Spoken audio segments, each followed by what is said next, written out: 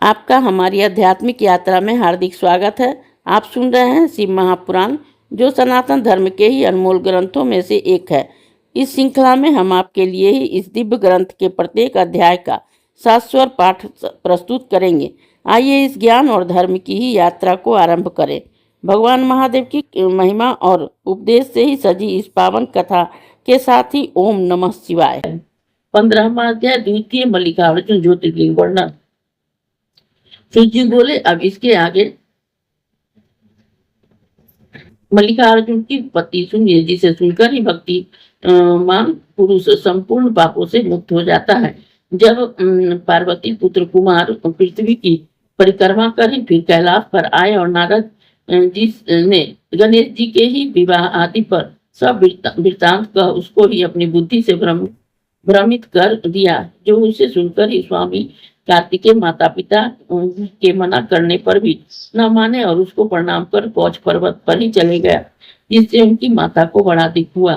तब शिव जी ने ही अनेक प्रकार की पार्वती को समझा और कहा कि तुम दुख न करो, तुम्हारे पुत्र अवश्य आएगा।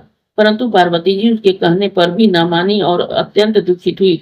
तब शंकर जी ने देव ऋषियों को बुलाकर ही कुमार के पास भेजा। उन्होंने जाकर कुमार की बड़ी प्रार्थना की और घोर लौट आने को कहा, परंतु कुमार ने नहीं माना। वे सब लौटकर शिव जी के पास आए। तब समाचार कहकर अपने लोक को चले गए। तब कुमार ने न आने पर देवी पार्वती पुत्र विरह में ही व्याकुल हो गई और शिव जी भी बड़े दुखित हुए।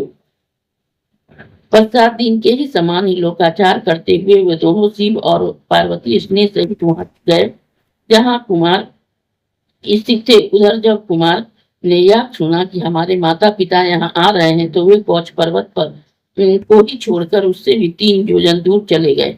उस स्थान में अपने पुत्र को न मिलने पर पुत्र स्नेह से ही व्याकुल होकर उन्होंने वहां अपनी ज्योति समर्पित कर दी और वहां से ही अपने पुत्र को देखने के लिए अन्य पर्वतों पर जाने लगे। परंतु अमावस्या के दिन ही शिव जी और पूर्णिमा के दिन पार्वती जी वहां निश्चय ही जाती रहती हैं।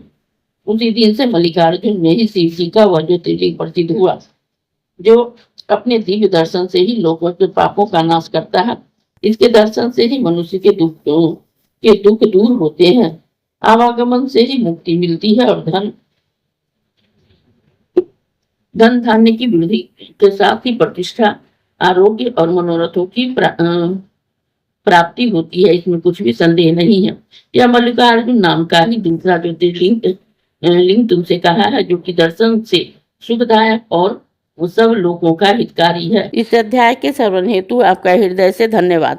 हम आशा करते हैं कि शिव महापुराण की यह दिव्य कथा आपको आध्यात्मिक शांति और गहन ज्ञान प्रदान कर रही होगी। कृपया अगले अध्याय के लिए हमारे साथ जुड़े रहें और अपने सुझाव एवं भावनाएं कमेंट के माध्यम से अवश्य साझा करें। धर्म, भक्ति और ज्ञान की इस पावन यात्रा में आपका साथ हमारे लिए अत्यंत मूल्यवान है।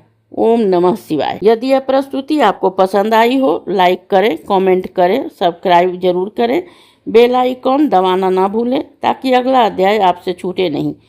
और इस पावन ज्ञान को ही शेयर करें अपने परिवार और मित्रों तक।